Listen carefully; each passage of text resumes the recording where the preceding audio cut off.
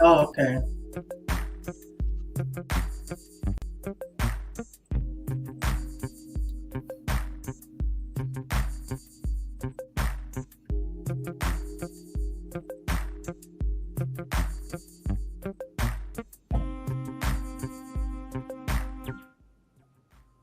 Hello, everyone, and welcome to another episode of Environmental Justice Now.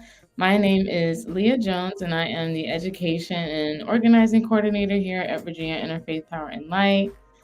Before we get started today, I'd like to do a brief land acknowledgement. While we are on a video call and many of us are joining in from different places, we want to try our best to remind ourselves that we gather on the unceded land of the indigenous peoples. I'm joining in from so-called Richmond, Virginia, and I'm currently located on the land of the Powhatan and Chickahominy peoples. If you are unsure whose land you are on and you would like to find out, you can always visit native-land.ca to find out.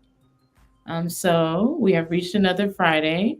In this week's Environmental Justice Now, we will be discussing last Thursday's Supreme Court decision in the West Virginia v. EPA case to undermine efforts to reduce greenhouse gas pollution from coal and gas-fired power plants under the Clean Air Act.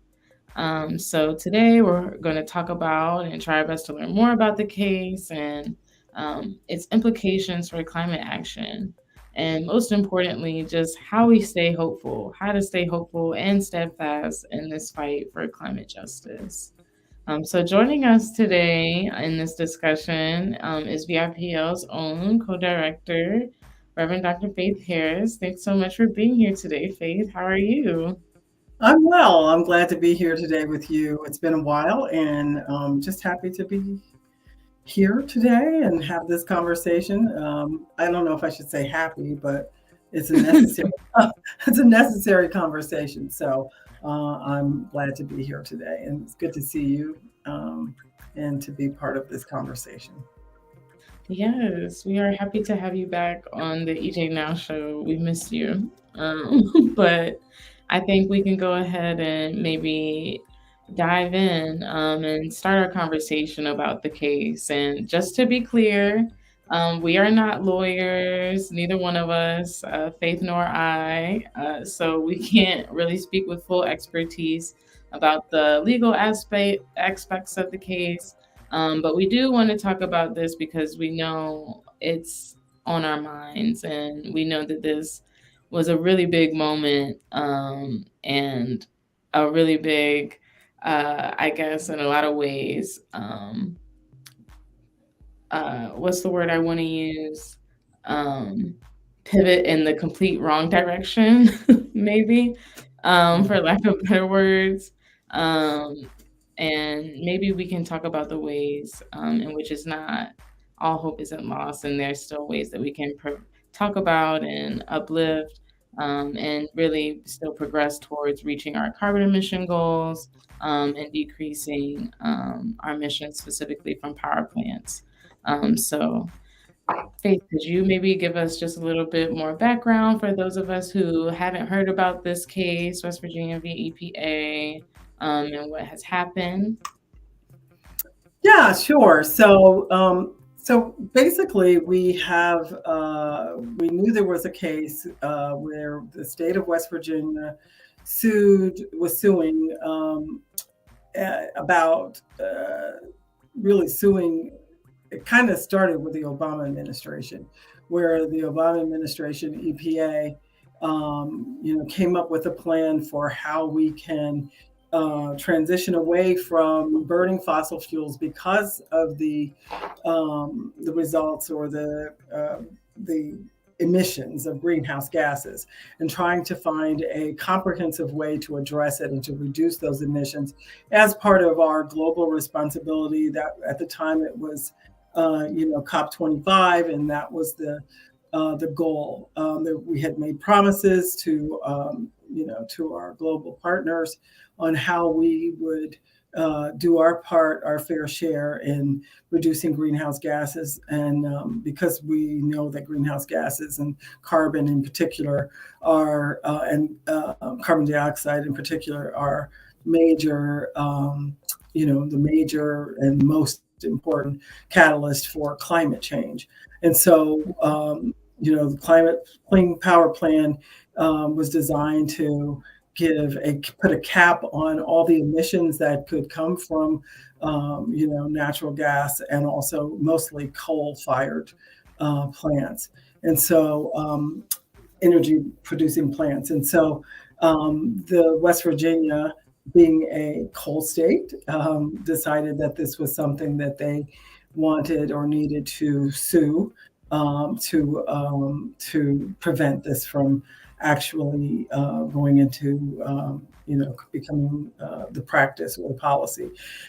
We know that during Trump's administration that he actually scuttled the plan and created his own plan.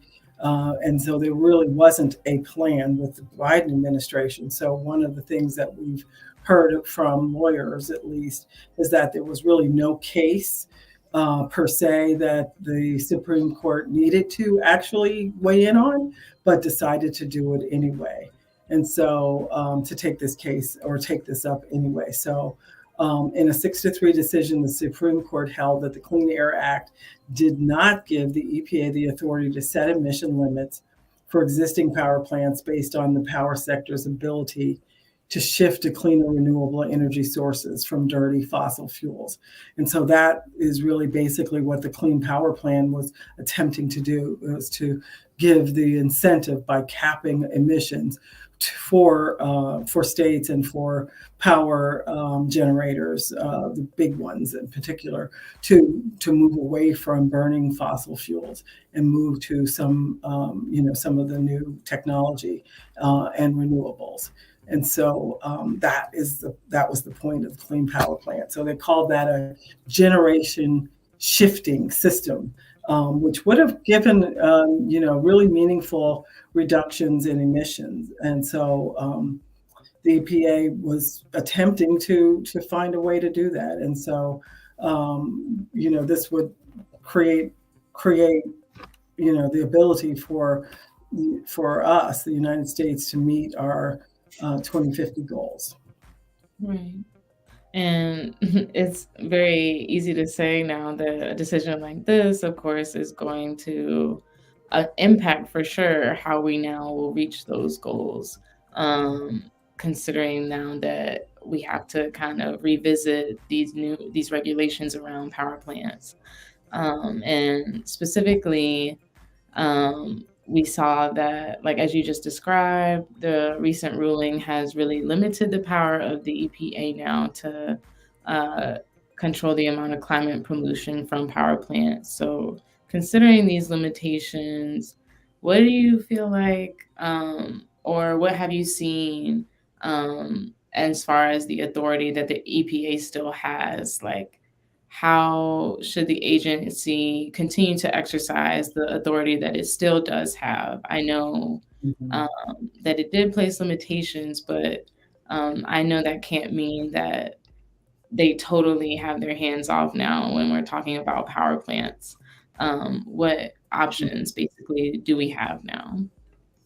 So, of course, I don't know all of the options, but and I think the EPA itself and the Biden administration and other groups are also looking into what are the legal avenues now. But the court, one of the things that we've heard is that the court did not altogether remove the EPA's authority to regulate carbon dioxide.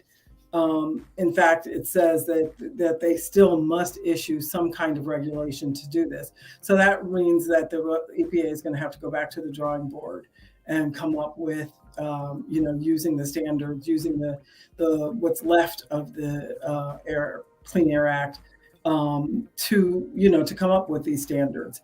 And these standards, however, I think the tricky part is trying to come up with standards that don't address or don't touch the what the Supreme Court called the generation shifting Right. um, systems. So, in other words, not forcing power plants to go towards renewables because of this so-called, economic, wide, expansive economic impact that would have. But the reality is that not getting into the weeds of the legal ramifications, but the reality is that all the climate change itself is going to actually has already had major economic impact on countries and counties and cities across the globe. And so the question really that the Supreme Court in this decision does not undertake is what is the cost of not doing this? What's the cost of not taking widespread, expansive action to address emissions? What's the cost?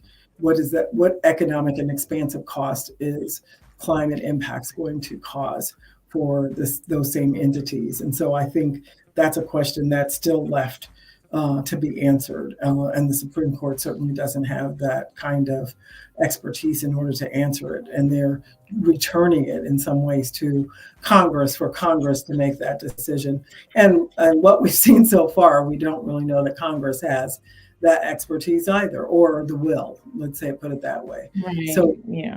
so we're in a position where we have to go back to the drawing board to come up with a new position and new policies and new plan in order to meet those emission goals, reduction goals.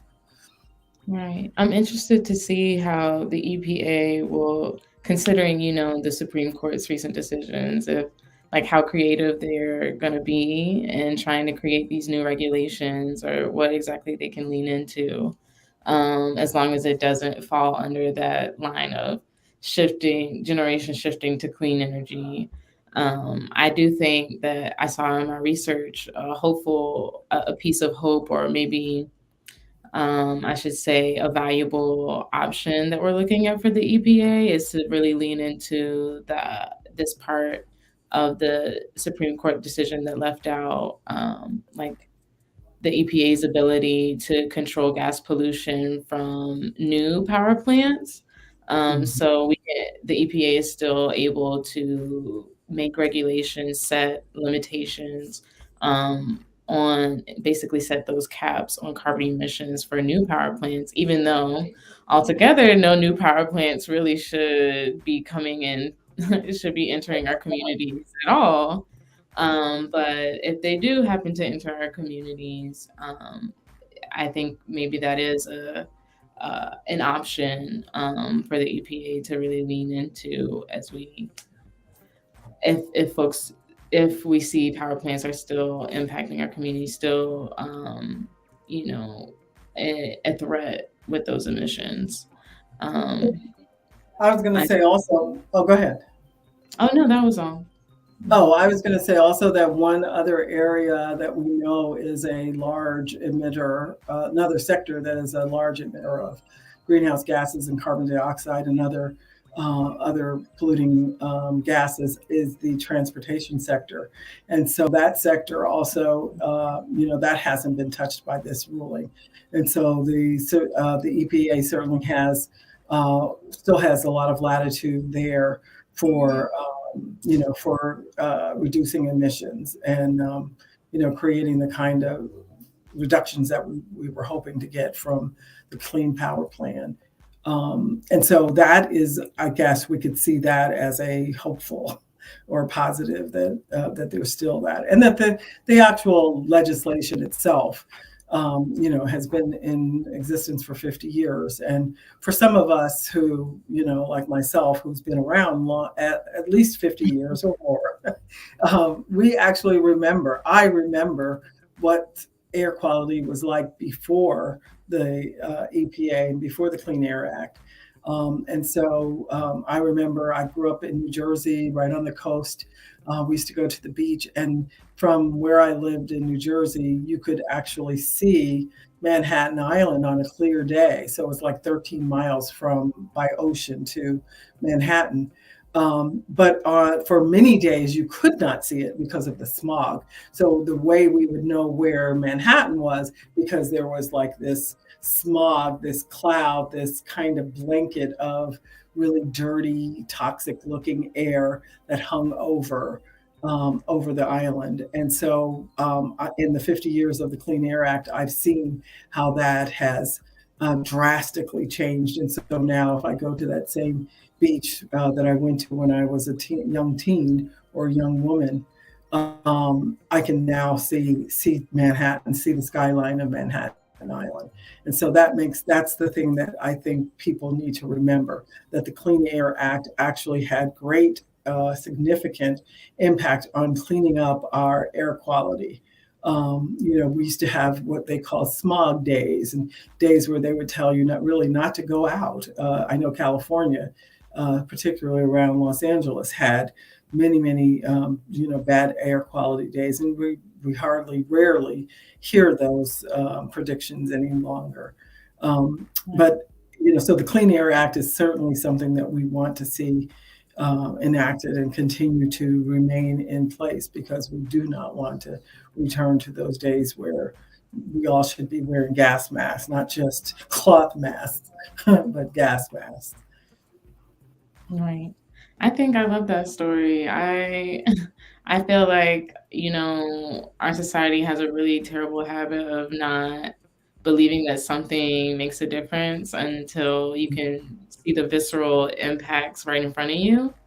And so I suppose that we'll be sure to see those impacts. I mean, especially with things like power plants, and carbon pollution, you can see some of those impacts right away. Um, Mhm, just just making cutting back on the amounts of these amount of emissions that these power plants can emit. mhm, um, you can really start to those small changes, even though it may seem small, are actually very large. And mhm, I think that with the Court's recent ruling, it left them a lot of space and a lot of room and a lot of ambiguity, for us to kind of read between the lines, in a way that suits or what's most convenient for a power company, for a power plant company, for corporations, and to ultimately probably, achieve deregulatory goals altogether. mhm, Um, so I think it's definitely, important to consider, well, one, take note of the fact that these decisions are ambiguous, and also to stay attentive, to the fact that our goals of reaching, our of what we need to reach, I guess, by 2050, could very much be in danger. And what will we be left with then? Um, mhm, and I know that brings us to maybe a bit of doom and gloom that I know a lot of us have felt, with this decision, but also many other Supreme Court decisions that we've seen within the last few months.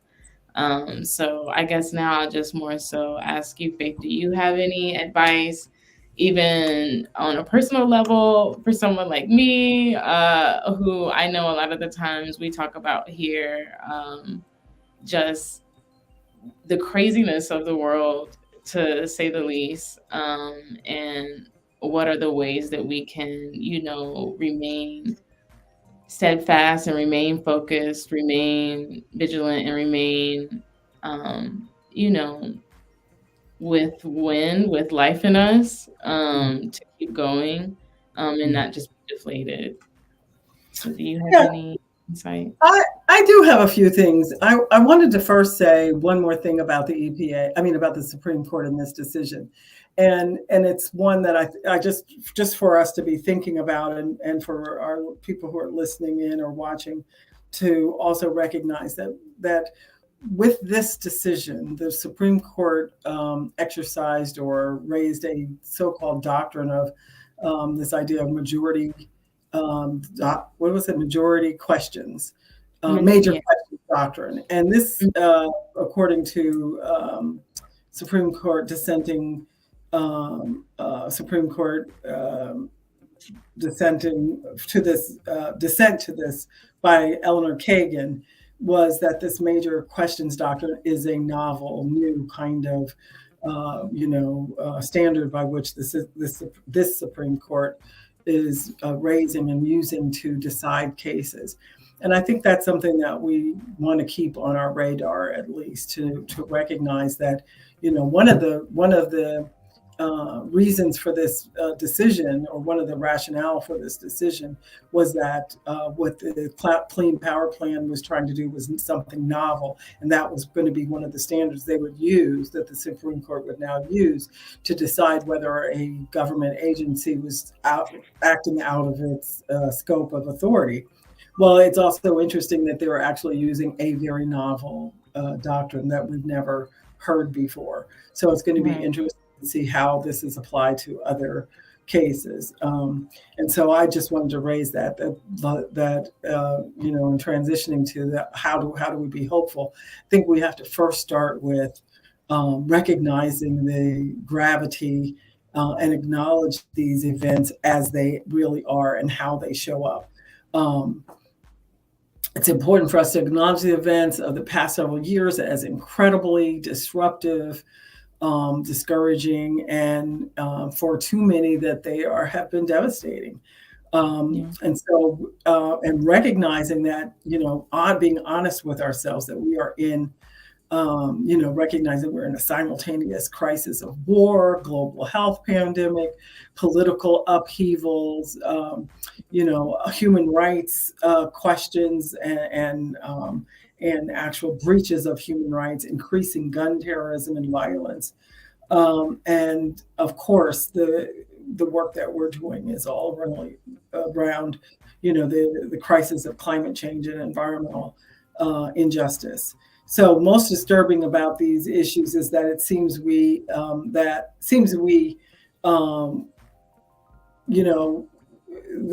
there's no political or faith leaders, no real leadership, that the political and faith leaders are incapable or unwilling to use their influence to solve these problems in a way that actually can make a difference for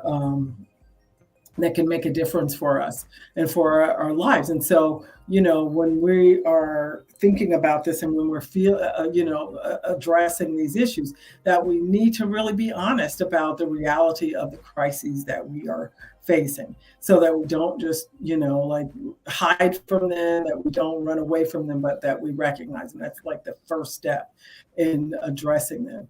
And then we address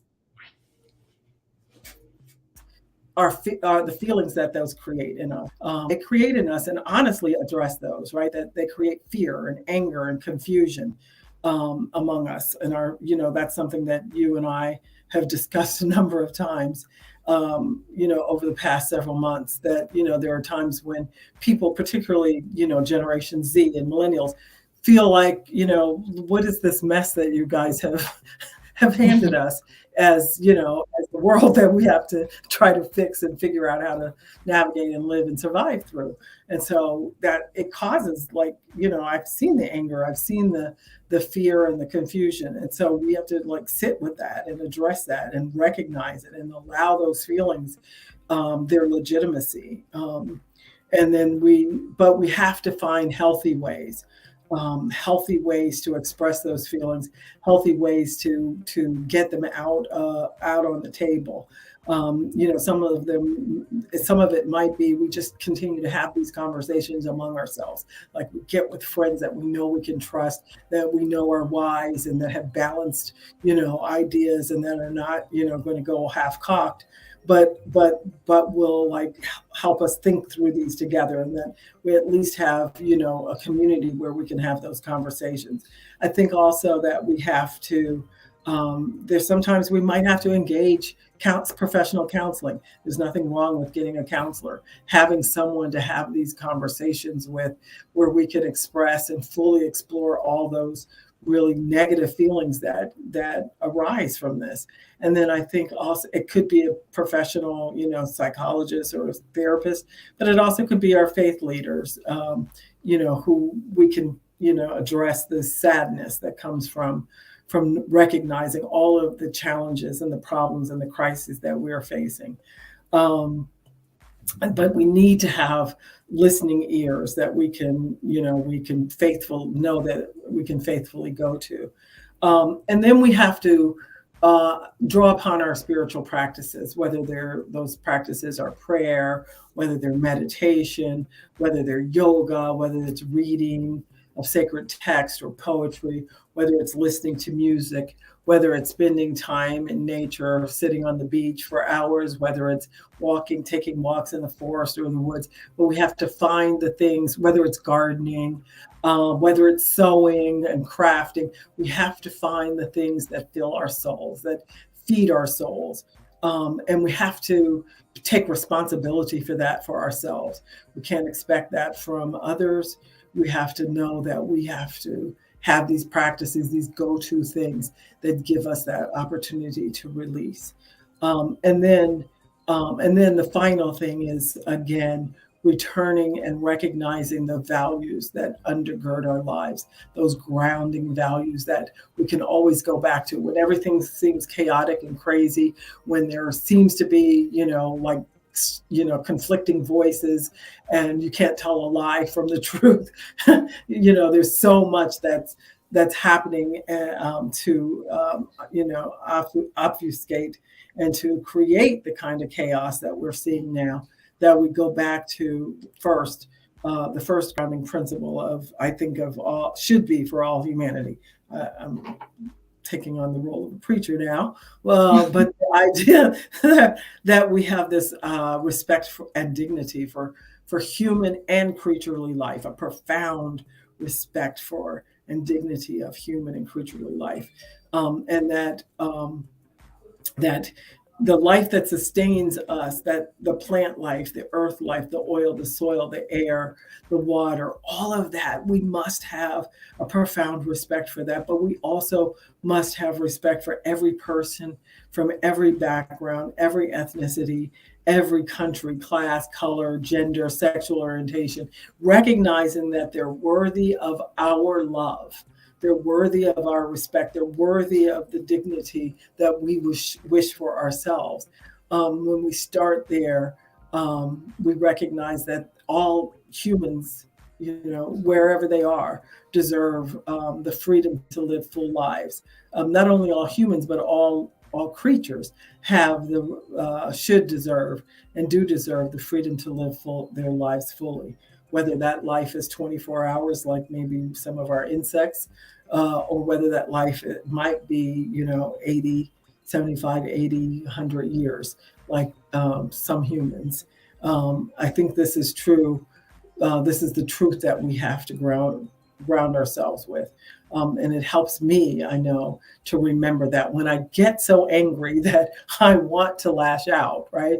Instead, I have to turn my values back to, or I have to remind myself of my values of that I love my neighbor, and that I care about their welfare, and that I want to see them have full lives. And so that's where one of the values that we turn to. And then once we have remembered that primary value and all that means and all that brings with it, then we recognize that we are here for a purpose, right? That recognizing the idea of community, that we work together with others to develop answers to these problems, to resolve these problems, that we develop policies and policy goals to meet the challenges of our day. And that will ultimately support the dignity of human and creaturely life. That gives us purpose, that gives us a reason and a rationale and a motivation for our lives. And my faith teaches me that it's the reason we are here on earth in the first place, to be in community and to enjoy this world together and to work out these problems together.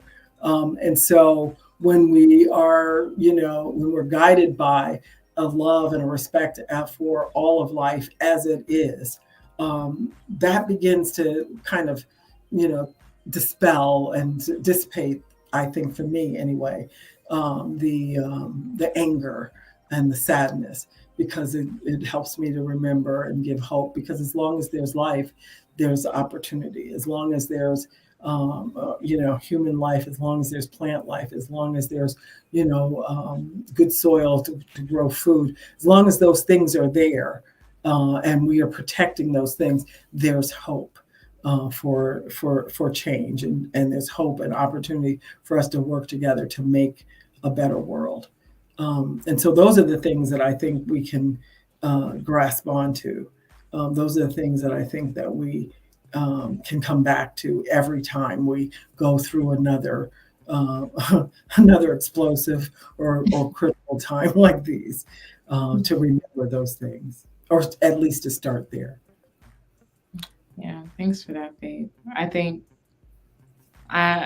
one of the things that stuck out to the most to me with what you just said was, rooting ourselves in our values, rooting ourselves in morality. I think that living in a world that really, as we've seen hand over fist time and time again, rewarding individualism, rewarding greed, and in many ways, I honestly feel like rewarding soullessness in a lot of Mhm. ways.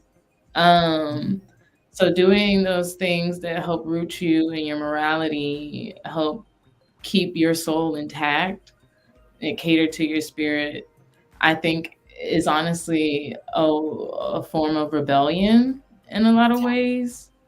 And it makes me think about that quote from Audre Lorde about how rest isn't something about how rest is a form of self-preservation, which is a form of not rebellion, but what's the word? I can't remember the Resist. word Is it? resistance. Yeah. It's not, it may not be resistance, but it may be like it's radical. It's the most radical thing that you can do.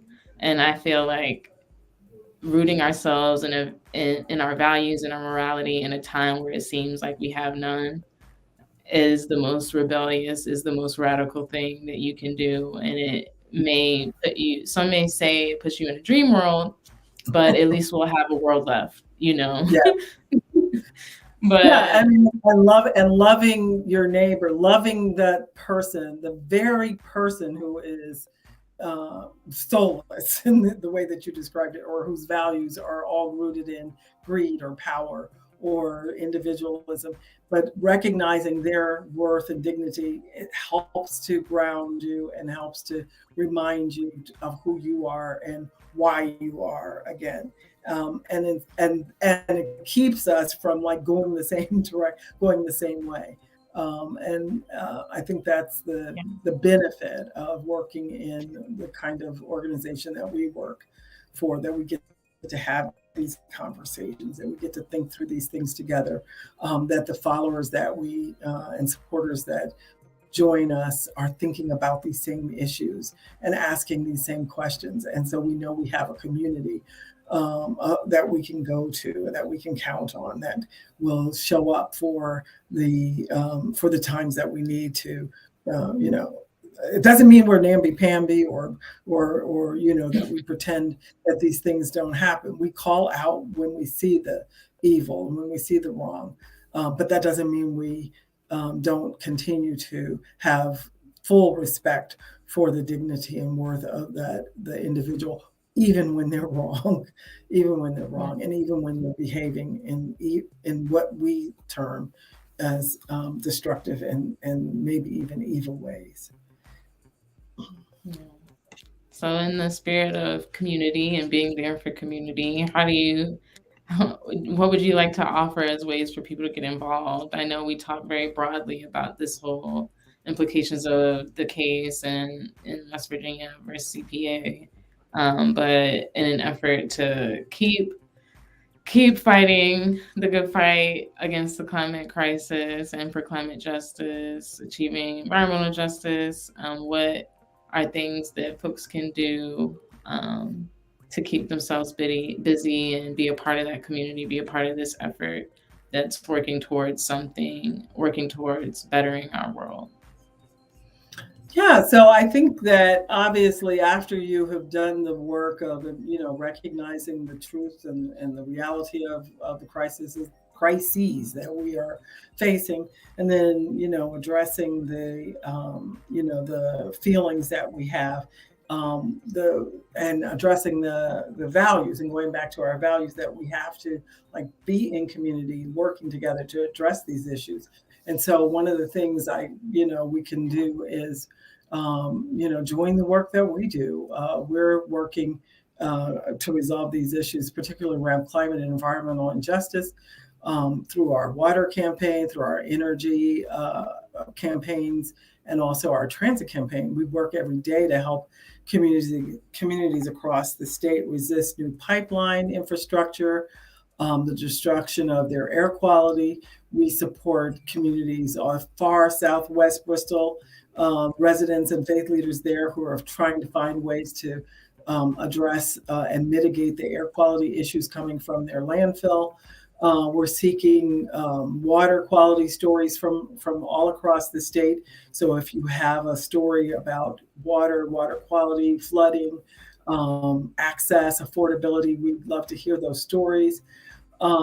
If you are, struggling with utility access and keeping your utilities on and not being disconnected because of you can't afford them, we'd love to hear those stories. Or if you're a faith leader or a community that is, called upon to help people get reconnected, we'd love to hear those stories. So there are lots of ways that you can be involved in the work that we're doing. We're always looking for people to write LTEs. We're always looking for op-eds. We're always looking for volunteers to help us with events, to not only the planning of events but the logistics. We need the support of community in order to really be in this work and to have good outcomes and successes. We do a number of things: grassroots education, advocacy. We're always looking for partner faith communities to join us and to be able to learn how to green their facilities and to become more alert and aware of what's going on around them, so that they can actually be better stewards of what's been gifted to them as well, and to be able to hold our legislators accountable, and to support those who are trying to do the work of addressing climate change and environmental injustices. If you're a faith leader, you can pledge to preach or teach or take action during our Climate in the Pulpits on the BEMA and in the Minbar. I think I said that wrong. Campaign this fall. Correct me, please, if I said that wrong. I think it's in the BEMA. And on the Minbar? It's on the BEMA and in the Minbar. Oh, I said it right then. Yeah. That's this fall from September through the end of November. We have a great launch that's going to be a launch event in September 13th. So look for information about that coming. And we'll have climate revival. It's a climate revival night. That's going to launch it on September 13th, and we're doing that in several different places around the state. Sign up for our newsletter, stay informed about our upcoming events, and reach out to us, join us. If you have good ideas, we want to hear those as well. And most of all, of course, not most of all, but finally, I should say, we're always accepting donations to continue our work and to build our capacity. So we're, while we know that we have been buffeted, as to use King James language, we've been buffeted on every side by these storms and by these challenges and the crises that have come over the last several years. But we also know that we have this grounding, we have this work to do, we have these great people and this beautiful earth to serve. And that's what that's what we keep coming back to, that gives us hope and that rejuvenates us to stay in this work. And so we'd love to have as many of you who are listening to join us and to help us support the work that we do. Yes. Thank you, Faith. And for those who tuned in, you've already started the work. Education, I feel like educating yourself is one of the first steps in, really starting this work. So shouts out to y'all for returning every week to watch or tuning in when you can. We hope to see you all on our episode next week. And thank you again so much, Faith, for your insight today. I hope it was helpful to some of you out there. It was helpful for me, kind of healing conversation. But yes, thank you all so much. And we will be back next week. All right. Thanks, Leah. It was helpful to me too.